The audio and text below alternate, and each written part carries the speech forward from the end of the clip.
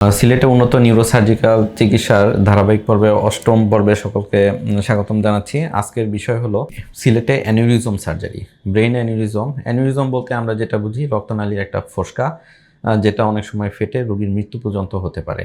এই সব ক্ষেত্রে রোগীর মৃত্যুর হার অনেক বেশি থাকে এবং জরুরি চিকিৎসা প্রয়োজন হয়।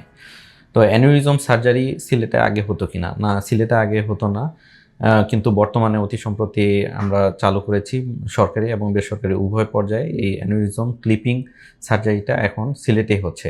এই চিকিৎসার জন্য আপনাকে ঢাকা অথবা অন্য কোথাও যেতে হবে না। আর এইসব ক্ষেত্রে আসলে রোগীর ওই সময়টাও থাকে না যে সে ঢাকায় গিয়ে চিকিৎসা নিবে। সাধারণত অ্যানিউরিজম যখন ফেটে যায় তখন প্রচণ্ড ব্যথা হয়, অনেক সময় রোগী অজ্ঞান হয়ে যায়, খিঁচুনি হয়, বমি হয়, এমনকি হসপিটালে পৌঁছানোর পূর্বেই দেখা যায় 25% রোগী মারা যায় রাস্তায়। তো এই কাজে এটা একটা জরুরি অবস্থা এবং এই অবস্থায় রোগীর যে চিকিৎসা প্রয়োজন সেটা যেটা আগে সিলেটে সম্ভব ছিল না, এখন আমরা করতেছি। কি করা হয়? যে ফোসকার মতো অংশে ক্লিপ ব্যবহার করা হয় যাতে যে ফাটা অংশটা সিকিউর হয়ে যায়।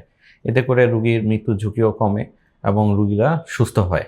তো আপনারা এই চিকিৎসা নিতে পারবেন সিলেটে এবং আ যদি আপনারা নিতে চান তাহলে আমার সাথে মাউন্ট এডওয়ার্থে যোগাযোগ করতে পারেন। ধন্যবাদ।